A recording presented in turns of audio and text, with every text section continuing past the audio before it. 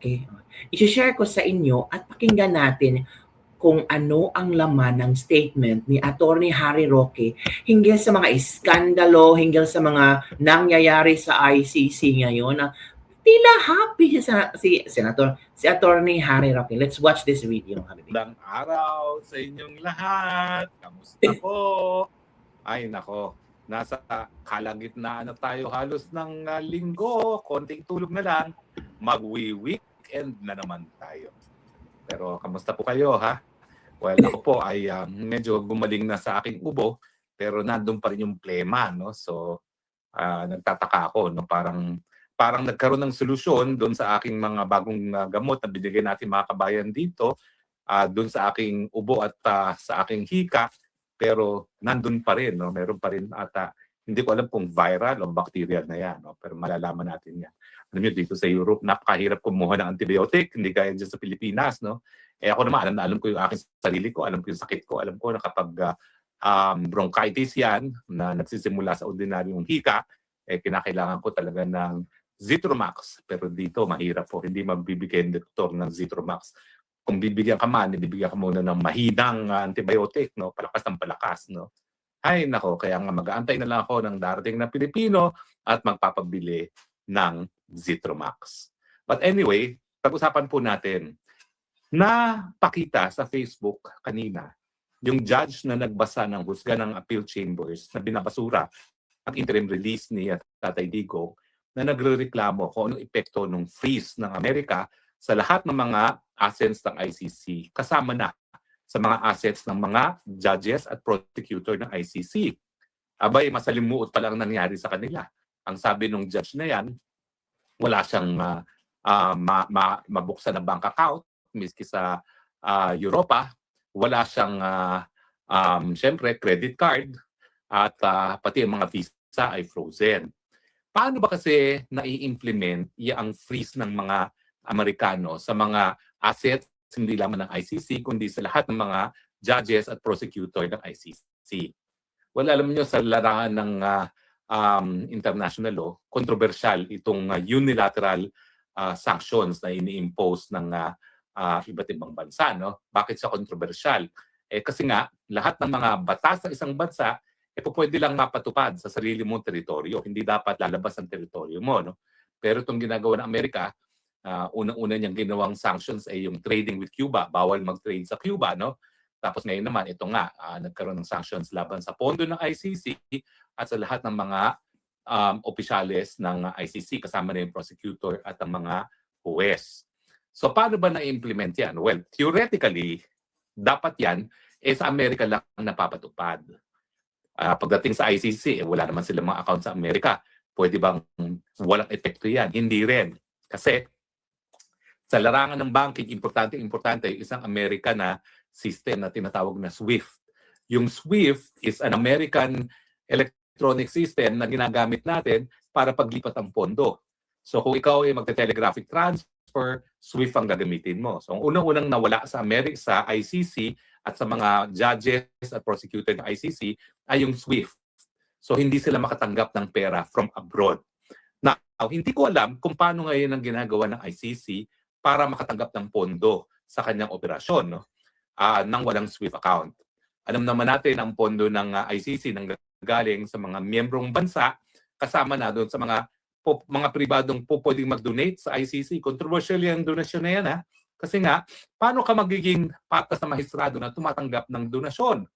Ang chismis nga, ang mga Marcoses, through iba-ibang mga fake corporations o holding corporations, posibleng nag-donate sa ICC, kaya talagang pinupuruhan si Tatay Digong. At sinasabi ko lang naman, possibility. Kasi nga, unlike yung hukuman ng Pilipino na hindi po pwedeng tumanggap ng donasyon, siya po pwede. So, pupuntrihan nga natin yan yung mga sino nagdo-donate ngayon sa ICC nang malaman natin kung mayroong mga Pilipinong nagdo-donate dyan dahil talaga namang nakaka-intriga kung sino talaga ang nagpopondo sa ICC. Alam ko yung mga dating mga mayayaman na talagang sumusuporta sa kausa ng karapatang pantao, si George Soros, lalong-lalo na ay talagang nangunguna. No? Pero dahil nagkaroon ng kapangyarihan tumanggap ang ICC, pwede, pati mga Marcoses, tinatanggapan. So, aalamin natin yan. Pero anyway, so unang-una, nawala yung SWIFT. Nawala yung kanilang pagkakataon na magpadala ng pondo. Now, ang diferensya sa Amerika, hindi lang siya, yung fees niya, applicable doon sa mga korporasyon na nasa Amerika. Lahat ng korporasyon na mayroong presensya sa Amerika dapat sumunod sa freeze. At yan yung problema sa Europa. Kaya ang ginagawa ng Europa ngayon, para maiwasan yung unilateral freeze ng Amerika, gumagawa sila ng batas na nagsasabi na hindi po pwede sumunod sa batas ng freeze ng Amerika. So gumagawa sila ng counter legislation na nagsasabi na walang bangkong European ang dapat sumunod. Ang problema, miski may ganyang batas sa Europa, ang Amerika naman, ang kanyang construction ng kanyang freeze order ay hindi lang sa mga Amerikano. Lahat ng korporasyon na merong negosyo sa Amerika. Kaya kung ikaw ay isang European bank, maski technically hindi ka sakop ng freeze dahil wala naman ikaw sa territorial jurisdiction ng Amerika, kapag ikaw naman ay gumagawa ng negosyo at nagpapadala ng pondo sa Amerika, technically sa Amerikano, sakop ka ng freeze. At kapag hindi ka sumunod sa freeze order, mas matindi ang magiging consequence niya, no? Dahil hindi ka lang ma-fine, baka completely maisara ang iyong mga transaksyones sa Amerika. Let's face it, no? Wala namang kahit sinong bangko, kahit sinong korporasyon na maiiwasan na magkaroon ng transaksyon sa Amerika. Yan ang dahilan kung bakit maski yung mga bank accounts ng mga empleyado ng ICC, gaya ng mga judges at ng prosecutor, ay nasa Dutch Bank. Yung Dutch Bank naman, basta meron siyang kahit anong transaksyon sa Amerika, kinakailangan sumunod doon sa freeze order. At yan ang dahilan kung bakit ang reklamo nga ng ICC judge, wala siyang bank account ngayon. Kasi miski European ang bank niyan, obviously, nagtatransact sa Amerika. Kasi sino ba naman hindi nakikipagtransaksyon sa Amerika ngayon, no, kung ikaw ay bangko. At dahil ayaw nila na maisarado ang kanilang operasyon sa Amerika, sinusunod na nila ngayon ang freeze order, ang sanctions laban sa ICC. Ganon din nga yung mga credit cards. Kasi ang mga credit cards naman, pwede kang Visa, Mastercard, pero parang franchise lang yan. Iba't ibang mga bangko nagsusuporta ng operasyon ng mga credit card companies. No? Pero dahil nga na-honor ang transaksyon ng isang credit card, hindi lang naman sa Europe, kundi sa Amerika, at kung ayaw ng credit card company na hindi sila makapaglabas ng pondo para bayaran ng mga purchases sa Amerika, kinakailangan sumunod din yan sa freeze order ng Amerika. Now, alam mo, nagbibigay pag-asa yan kay Tatay Digong. Dahil sa tindi ng sanctions ng Amerika ngayon sa ICC, I think it is a matter of time na talagang makikripol ang operation ng ICC. Nagrereklamo na ngayon yung mga West na hindi sila nagkakaroon ng bank account, hindi sila makapagpadala ng pera sa kanilang home countries, pati mga visa nila at kanilang mga kaanak na re-revoke ng Amerika. Now, imagine yourself, ikaw isang foreign judge, nagtatrabaho ka sa Amerika, sa ICC, pero ang pamilya mo nandoon sa iyong home country, hindi ka makapagpadala ng pera, paano gagawin mo? Di ba? Sino ngayon ang gusto magtrabaho sa ICC kung hindi ka pwedeng magpadala ng pera sa iyong home country?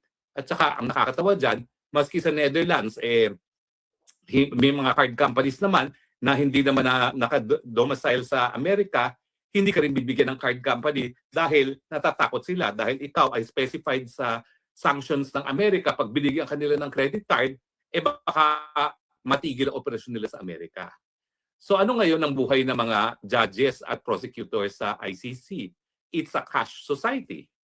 So nakakatawa talaga yan kasi tumira ako doon sa, well, anyway, dito sa Europa, no? Paano ka magbabayad ng upa mo? Lahat yan ay electronic na, no?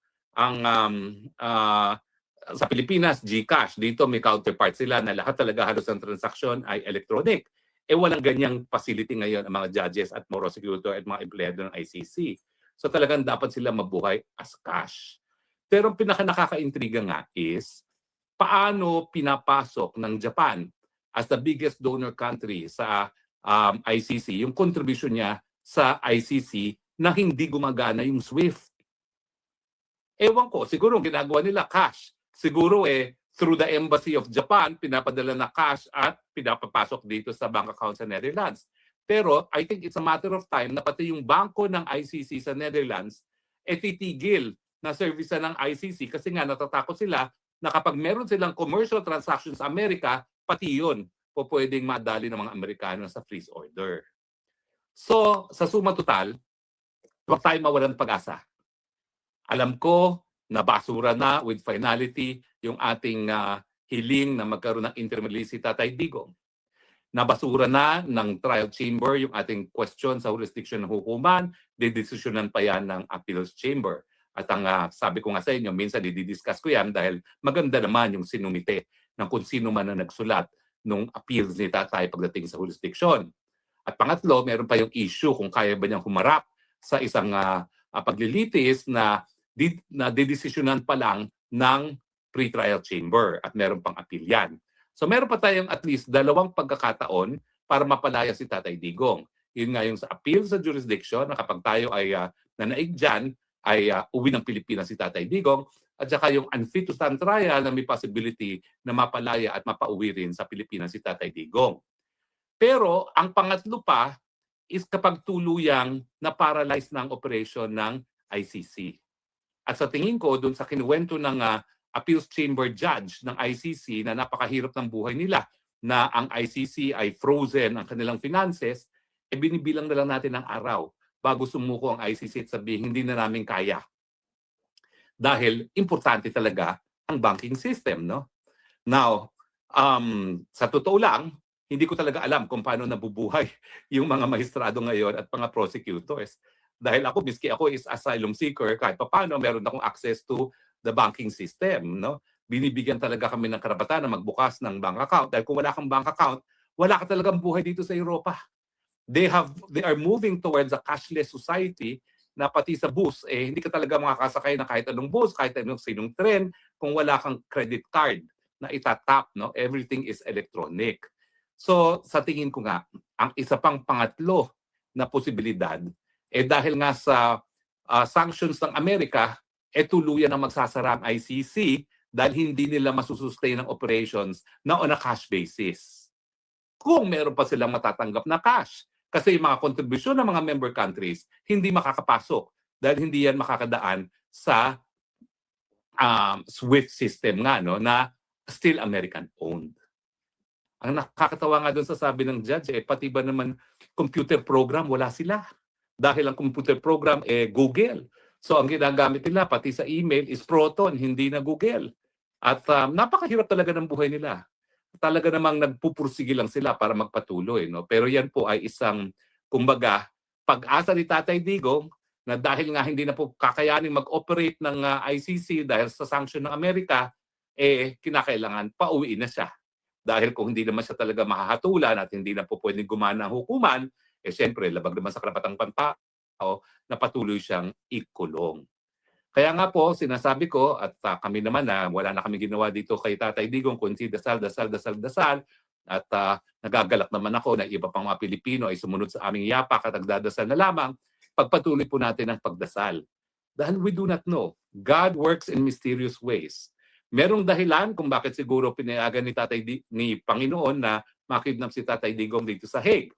Pero sa aking pananaw, siguro ang dahilan dyan para nga magkaisa ang taong bayan, para yung mga nagdududa pa kung tama ba na magpatuloy pa sa pwesto ang Marcos administration, talagang magising sa katotohanan na malaking pagkatraidor sa pagiging Pilipino at sa soberenya ng Pilipino ang ginawang pagkikidnap kay Tatay Digong dyan papunta dito sa Hague. Kaya ang aking sinasabi, God has a purpose. Perhaps it is to unify us at tayo naman talaga ay nagkaisa na para ipakita na taksil talaga sa sambayan ng Pilipino ang mga Marcoses at yung kanilang mga aliado na nanghidap kay Tatay Digong at siguro para nga mapabilis pa ang pagiging presidente ni VP Sara. Dahil ang aking tingin, kung hindi natin isisisante itong Marcos Jr. na ito before 2028, hindi mananalo ang kalaban ng Marcos Jr. dahil hawak-hawak na mga Marcoses ang makina na magbibilang ng boto. Bukod pa doon sa gobyerno mismo, kung hindi natin masisisante na mas maaga itong Marcos Jr. No? At yung pagsisisante naman, karapatan natin yan. Huwag kayong matakot. Hindi po yan incitement to sedition. Ang pagsisisante, dahil ang isang presidente ay hindi na kayang katungkulan, ayan po ay talagang tunay sakop ng kapangyarihan ng taong bayan bilang tunay na soberenya sa isang bansa gaya ng Pilipinas. So mga kaibigan, meron pa tayong mga pag-asa na talaga mapauwi si Tatay Digong. Number 1, desisyon ng Appeals Chamber na wala ng jurisdiction ang ICC dahil nagsimula ang preliminary investigation na hindi na tayo miyembro ng ICC. Yan ang pinakamalakas. Pangalawa, mananaig tayo sa pre-trial chamber na wala na sa tamang pag-iisip ang Tatay Digong para tumayo sa isang paglilitis. Ang resulta dyan, at least, matitigil ang paglilitis at sa aking tingin, yan ay sapat na dahilan para nga mapalaya si Tatay Digong. Pangatlo,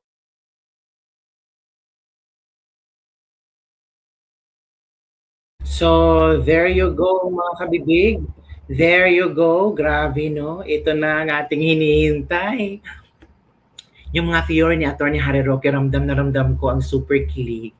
So, napakagandang pamasko galing ng ating Panginoon kung matutuloy ang lahat ng ito. Diba? So yun lang kabibig ang ating Slip Up for a Day. Don't forget to like, subscribe, and share this video. I-share nyo na. I-share nyo na. Ha? Bye everyone. See you next time.